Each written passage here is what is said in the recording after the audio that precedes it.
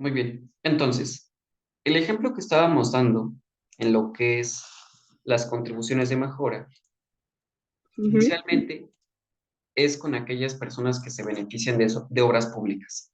Hablábamos muy claramente de la construcción de una carretera, de una autopista. ¿Por qué? Porque al momento de transitar en la misma autopista, nosotros pagamos por usarla. Entonces, nosotros contribuimos a la misma mejora. Y estas personas físicas o morales que realizaron ese tipo de construcciones se benefician de manera directa. ¿Por qué? Porque nosotros actualmente, día por día, o cuántas personas no utilizamos ese tipo de carreteras federales. Entonces, esta va a ser la explicación en las contribuciones de mejoras. Muy bien. ¿Duda o pregunta adicional en cuanto a este tema? Nada más, entonces quienes se benefician serían las personas que se encargan de eso. Ujú. Es correcto, Zul. Es Ah, decir, ok. actualmente, recordemos que hay distintas constructoras. Al momento de Ujú. trabajar con gobierno, con cualquier instancia de gobierno, se licita, es decir, se entra a un concurso en donde el gobierno va a elegir quiénes son sus proveedores. Un ejemplo, en el seguro Mm. social. Actualmente tenemos empresas privadas que venden fármacos y cuando quieren vender o ser su proveedor del gobierno, entran a un concurso, a una famosa licitación. Entonces, estas personas van a concursar y una vez que tengan esa licitación o esa concesión, realizan en el caso de la concesión, inician con la construcción de la carretera, de la autopista. Una vez que esté terminada, obviamente por utilizarla pagamos un peaje, que ese peaje prácticamente se va a la misma concesión, a las personas físicas o morales que hicieron la construcción, que al final del día también es un impuesto, una contribución de mejora que se paga al gobierno. Ah, ok, muy bien. Gracias. Muy bien, perfecto, Azul. Lo Entonces, entendí. esa es la clasificación que tenemos, por lo cual emana la ley del impuesto sobre la renta, la ley del impuesto al valor agregado. Tenemos ley del seguro social, ley de Infonavit.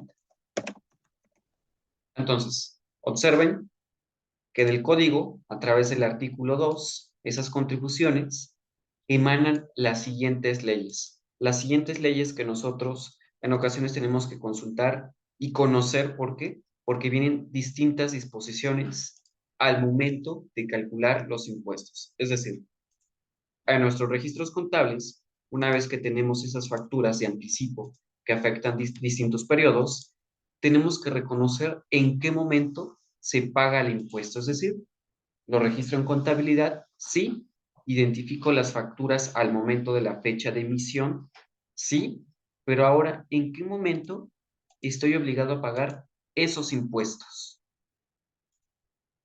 Entonces, en la Carta Magna deriva el Código Fiscal de la Federación, pero dentro de este mismo código también deriva muy importante nuestros derechos y obligaciones como contribuyentes actualmente.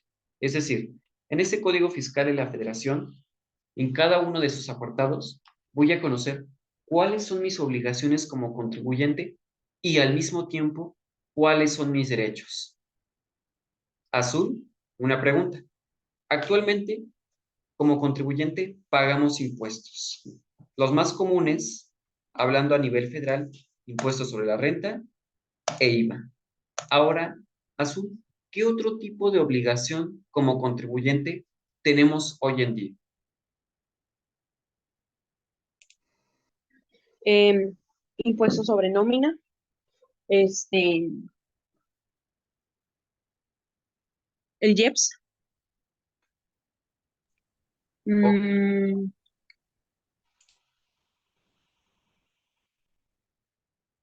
también el que es de hospedajes. Sí, son de los que me acuerdo. ok, aquí Azul, siguiente observación. Otra de mis obligaciones, además de pagar impuestos, tenemos algo adicional, pero voy a hacer paréntesis.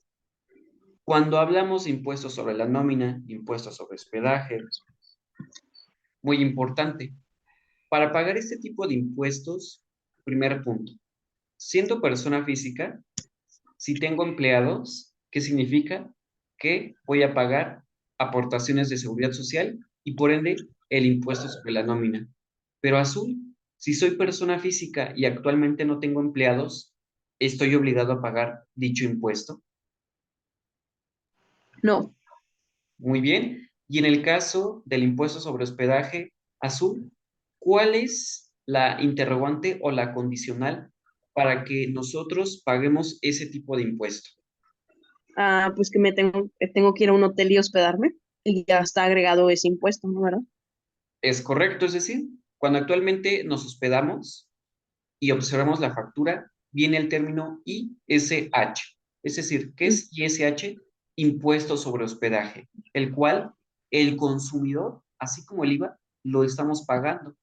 Ahora, la persona física o la persona moral que está a cargo de este tipo de inmuebles tiene que pagar determinado impuesto, impuesto sobre hospedaje. ¿Por qué? Porque es su propia actividad. Si te das cuenta, azul, tú lo pagas en la factura, pero tú no lo declaras, tú no le declaras al SAT o al gobierno, oye, pagué 5 pesos de hospedaje, o 20 o 30 pesos, ¿no? Simplemente se queda en tu factura. Pero ahora, la persona físico moral que tiene a cargo esta actividad, él sí debe declarar y detallar cuál es el monto del impuesto que está recibiendo. Lo mismo sucede con IVA. Cuando cobramos, cuando tenemos nuestros ingresos, cobro un IVA. Recordemos que ese IVA, como es un impuesto indirecto, solamente lo recibo. ¿Para qué? Para después trasladárselo al SAT. Lo mismo sucede con el impuesto sobre hospedaje. Lo recibo, lo cobro del consumidor final, porque él es el que lo paga. Ahora mi obligación es enterarlo y pagarlo, en este caso, a nivel estatal. ¿Por qué? Porque impuesto sobre hospedaje se paga a nivel estatal. ¿Por qué? Porque cada estado enmarca cuál es el porcentaje de este impuesto. Ujú. ¿Hasta ahí estamos de acuerdo, Azul? Sí, sí, profe. Ahora, otra de nuestras obligaciones, además de los impuestos, es la emisión de los comprobantes fiscales.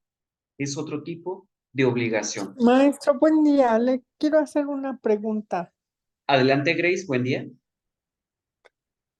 Maestro, por ejemplo, si es una persona moral, es reciclo, ¿no? Y la persona fue al hotel y le cargaron el impuesto sobre hospedaje. ¿Cómo lo contabiliza la empresa? La empresa que desarrolló ese gasto a través de viáticos, Grace, lo va a Sí, contabilizar gracias. como un gasto. Ok. O sea, ¿se suma el subtotal? Ajá, es decir, mira, aquí lo vamos a poner en Excel, en nuestros ejemplos. Un ejemplo, aquí voy a poner otro tipo de registros.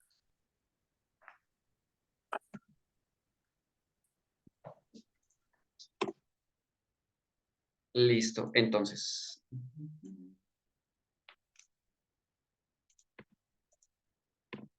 Muy bien. Supongamos que el día 3 de febrero del presente año se realiza un viático. Un viático a través de una persona física, pero que al momento de solicitar la factura va a salir al nombre de la empresa. Entonces, en ese CFDI viene inicialmente el gasto. ¿Cuál va a ser el gasto inicialmente? El hospedaje. El hospedaje y que tiene un valor, un ejemplo, 10,000 pesos. Ahora, de ese hospedaje también se origina IVA.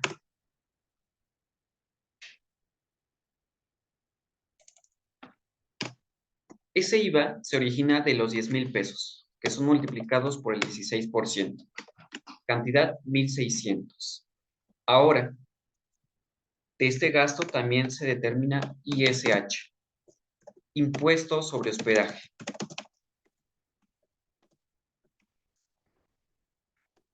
Entonces, este impuesto sobre hospedaje para la persona de reciclo, un ejemplo, aquí en el Estado de México actualmente el 5%. Esa es la cantidad de impuestos sobre hospedaje. Y al final del día, un ejemplo, que lo podemos pagar con tarjeta bancaria.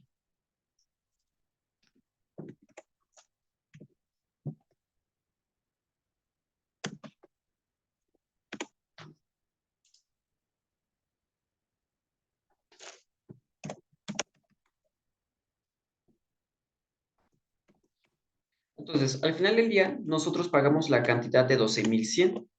Entonces, Grace, este impuesto, si yo lo pago a la persona que me está brindando el servicio, Grace, yo como reciclo no tengo ninguna obligación de enterar ni de pagar. ¿A quién? Al gobierno. ¿Por qué, Grace? Porque la única finalidad es reconocerlo en contabilidad como un gasto. ¿Por qué? Porque al final es un gasto que se desarrolló del hospedaje. ¿Estamos de acuerdo? Entonces, de esta manera es como se va a reconocer en la contabilidad. ¿Está claro el ejemplo, Grace? Sí, nada más que es impuesto sobre hospedaje, o sea que es gasto, lo sumo a los 10 pesos, Ajá, es a los decir, 10,000 Grace, pesos, perdón. es correcto, es decir, este porcentaje se determina del monto del subtotal, es decir, tú ves tu factura, tu subtotal, el valor del acto, que es el hospedaje, sobre el mismo se determina el impuesto sobre hospedaje. En este caso, en el estado, hablamos del 5%, en otros estados puede variar. Entonces, Grace, en contabilidad, normalmente vas a encontrar en el catálogo de esta forma 603.49, que nos establece Ujú. viáticos. Un ejemplo, si tú quieres ser más conservadora, ¿qué realizas? Viáticos, pues 603, vamos a cortarlo, puedes establecer en contabilidad 603.49.1, hospedaje, ahora 603.49.2 y SH, impuesto sobre hospedaje.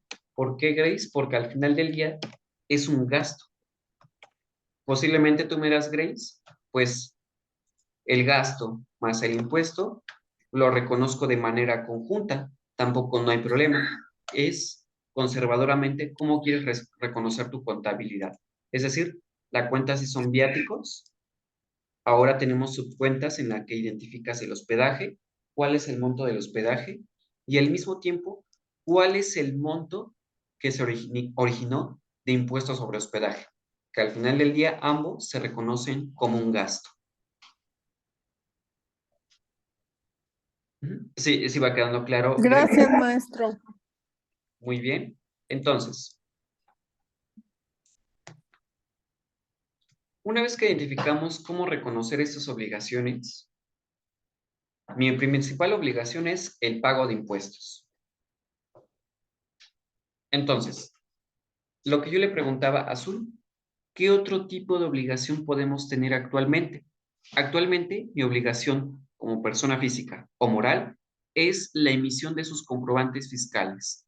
Azul, ¿actualmente conoces cuál es el fundamento legal para la emisión de una factura?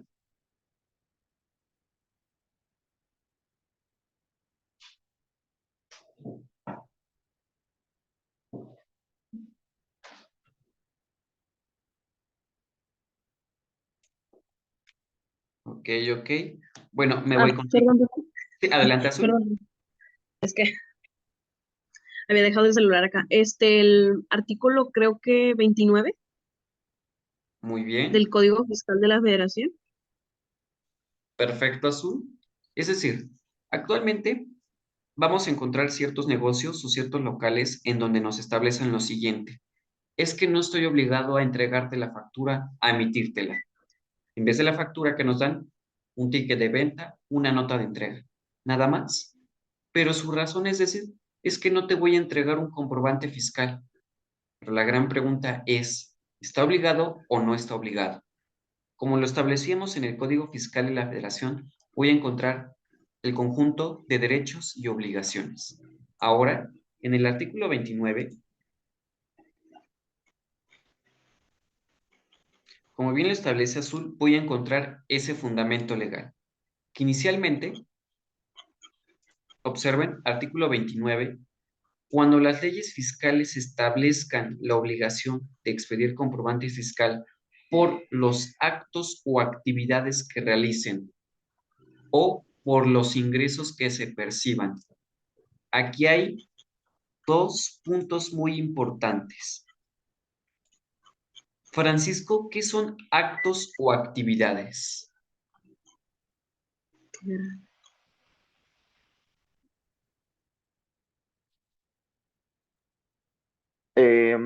Son las...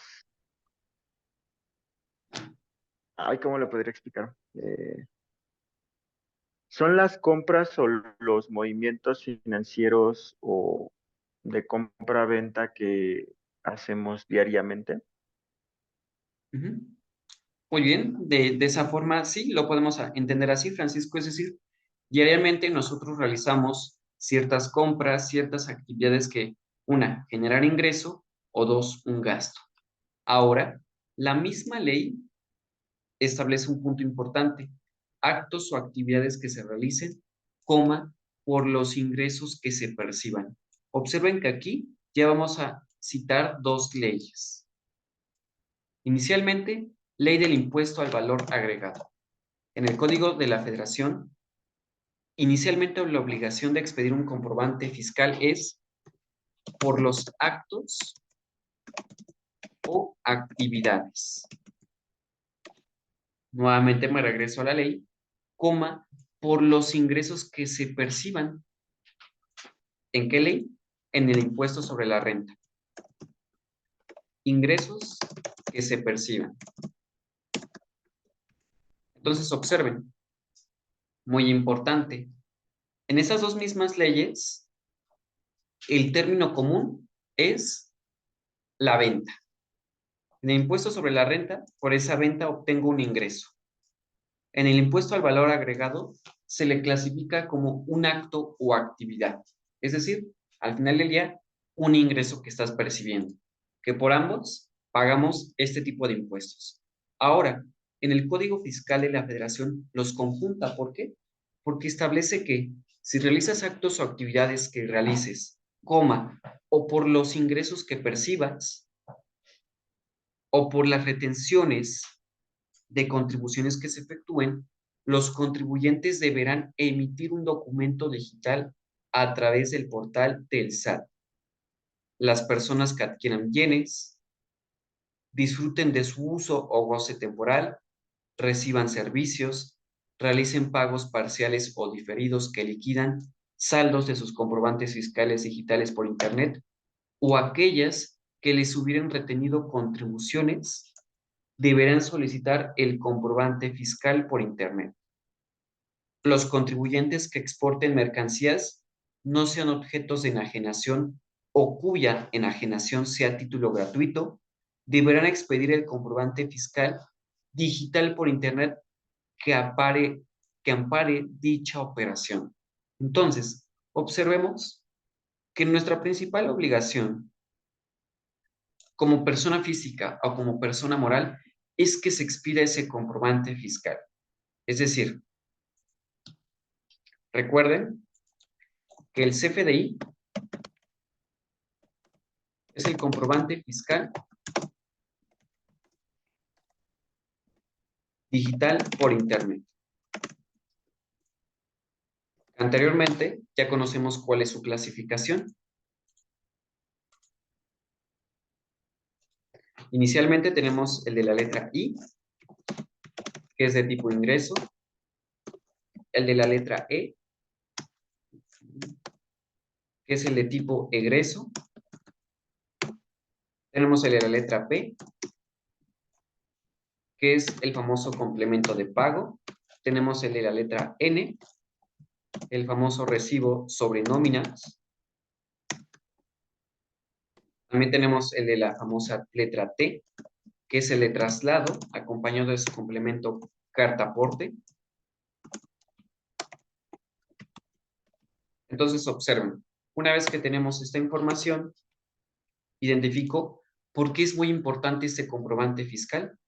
Este comprobante fiscal ampara las mismas contribuciones en él. ¿Por qué? Porque existen retenciones. ¿Por qué? Porque al final del día, ¿qué vamos a amparar? Ese CFDI inicialmente lo necesito en contabilidad. ¿Por qué? Porque le da sustento a mis operaciones diarias, sean de compra, sea de venta, de adquisición, entre otras. Todas se reconocen en contabilidad. Ahora, muy importante, yo también necesito este comprobante fiscal porque tiene que, ¿qué? Amparar la operación. Entre otras palabras,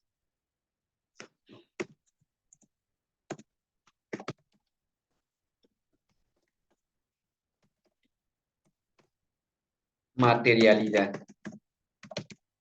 Muy bien, Grace, cuando te digo el término materialidad, ¿cómo lo puedes interpretar?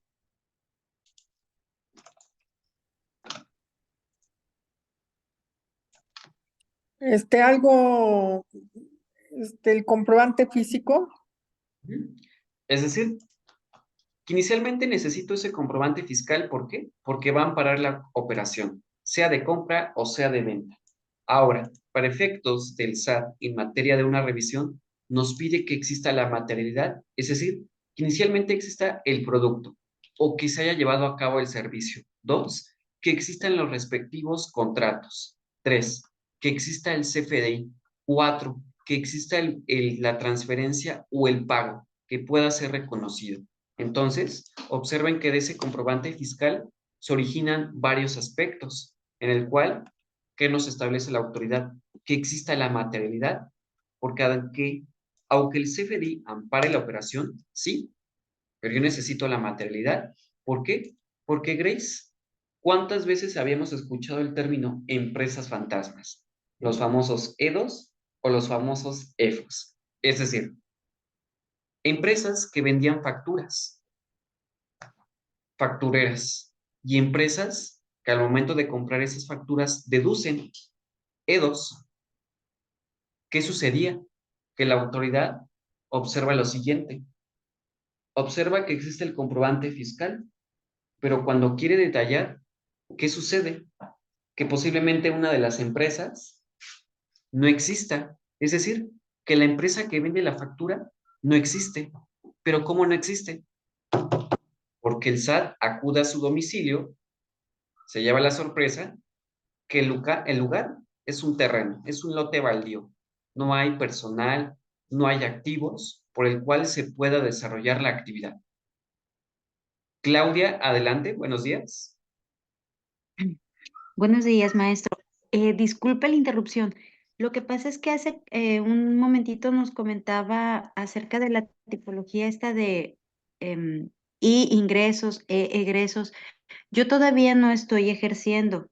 De hecho, estoy estudiante todavía, pero me gustaría saber a qué se refiere con esto o de dónde los están tomando. ¿Es el registro que hacen a través de la plataforma del SAT? Uh-huh. Es correcto, Claudia. Es decir, el portal del SAT nos va a ayudar ¿para qué? Para que podamos expedir una factura, un comprobante fiscal. Ahora, muy importante, cuando se emite ese comprobante fiscal, viene una clasificación, Claudia. Es decir, tú emites una factura, pero ¿qué va a amparar esa factura? Inicialmente de ingreso, ¿por qué, Claudia? Porque tú estás vendiendo. Un ejemplo, Claudia, tú tienes una actividad, tú eres, digamos, una contadora independiente, vas a obtener tus ingresos. Tu primera obligación, pagas impuestos, sí. Ahora tu siguiente obligación, expedir un comprobante fiscal. ¿Por qué? Porque tú vas a amparar un dinero, un ingreso que se desarrolló a través de una actividad. Emites la factura, pero vas a identificar que es de tipo ingreso. ¿Por qué, Claudia? Porque le vamos a decir a la autoridad que estoy emitiendo una factura de tipo ingreso, que significa que estoy recibiendo un dinero por mi actividad independiente. Ahí estamos de acuerdo, Claudia. Sí, perfecto. Ahora, de tipo egreso. ¿Por qué? Porque posiblemente ese cliente Un ejemplo, si le vendes mercancía a Claudia, ese cliente te puede decir, oye Claudia, te voy a devolver la mercancía porque viene dañada, porque ya caducó, porque sencillamente no me funciona. Entonces, Claudia, ¿qué dice el cliente? Te lo devuelvo. Ok, Claudia, vuelve a entrar a tu almacén y si te das cuenta, ya no vas a recibir el ingreso que esperabas. ¿Por qué? Porque el cliente está inconforme y te devuelve mercancía. Entonces, Claudia, ¿cómo le vamos a decir al SAT, oye, este cliente me hizo una devolución de mercancía por estar dañada? Ah, ok, Claudia, emites otro comprobante fiscal, pero de tipo egreso. ¿Qué finalidad tiene este comprobante? Restar a la factura de tipo ingreso. ¿Va quedando claro, Claudia? Sí, está muy bien. Tenemos el de la letra P, el pago, el famoso complemento de pago. En la clase anterior, cuando establecíamos, si mi factura de ingreso la emito en un método PPD, que es PPD, pago en parcialidades o diferido. Una vez que mi factura esté de esta forma, sí o sí, la condicional es emitir un complemento de pago. Ese complemento de pago va a amparar en qué fecha, en qué momento se realizó un depósito y por qué cantidad, derivado de esa factura de tipo ingreso. Posteriormente tenemos el de nómina, la letra N.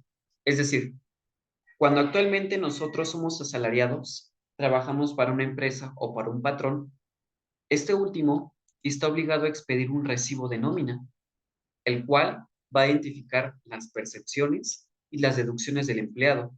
Percepciones, hablamos de su salario y otro tipo como bonos, viceversa. Y deducciones en cuanto a descuentos sobre IMSS, ISR, incluso e Infonavit, que eso lo clasificamos en el comprobante de nómina. Y por último, tenemos el de traslado, es decir, aquellas personas físicas o morales que se dedican al autotransporte en el cual van a transportar materiales, bienes, personas, etc., por el cual también se está obligado a expedir un comprobante fiscal. Inicialmente se traslado y actualmente hemos escuchado el famoso complemento carta aporte. Este complemento cuando se traslada mercancía del punto A al punto B. Sí, queda clara la explicación, Claudia. Perfectamente. Entonces, Gracias. al momento de expedir cada uno de los comprobantes fiscales de acuerdo a la situación, estos tienen la finalidad de amparar la operación. Ampara que tienes empleados, que tienes ingresos, que tienes devoluciones, que realizas determinada actividad. Ahora, el SAT es un poco más contundente y nos pide, Claudia, que exista la materialidad. Es decir, un ejemplo, cuando pagues nómina, Claudia, que realmente tú tienes empleados a tu cargo, que tus empleados les pagas a través de nómina, los cuales están afiliados al Seguro Social.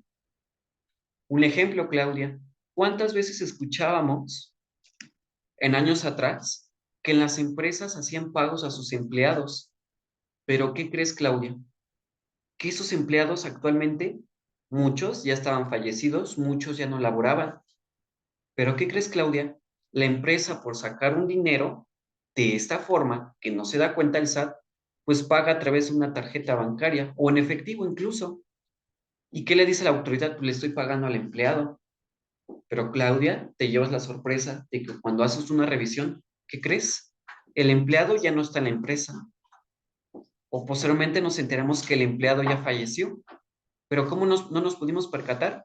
Porque cuando fallece el empleado, pues nunca se dio de baja o nunca se le dio de baja en el SAT. Sigue activo para el SAT. ¿Qué hace la empresa? Aprovechar esa situación. O cuando se hacían los pagos en efectivo. Ah, pues le pago al empleado en efectivo y no a través de transferencia bancaria. Entonces, si te das cuenta, tenemos estos vacíos, Claudia, en el cual un contribuyente actúa de mala fe, es decir, hace una elusión fiscal, evade realmente sus impuestos que le corresponden. ¿Va quedando clara la información? Sí, perfecto, sí. Entonces, para el SAT, la materialidad se va a componer de lo siguiente. Inicialmente, que exista el bien o el servicio. Después, el contrato. Que se lleve a cabo el contrato o un convenio. 2. 3. Que exista el CFDI. Y por último, la transferencia de pago, es decir, que podemos identificar en qué momento se paga. Transferencia de pago. Entonces nos damos cuenta que este comprobante fiscal, pues sí toma mayor relevancia. ¿Por qué? Porque hoy en día, por efectos fiscales, todo tiene que estar soportado. Entonces, observen que este comprobante ampara la operación, la materialidad y el último, tiene que estar reconocido y contabilizado. ¿Por qué? Porque para efectos de impuestos, de aquí, de la contabilidad, emana este tipo de información. Entonces, observemos qué importancia tiene reconocer hoy en día ese comprobante fiscal. ¿Por qué? Porque ese comprobante fiscal, una vez que entendí que es la materialidad, viene la determinación de impuestos.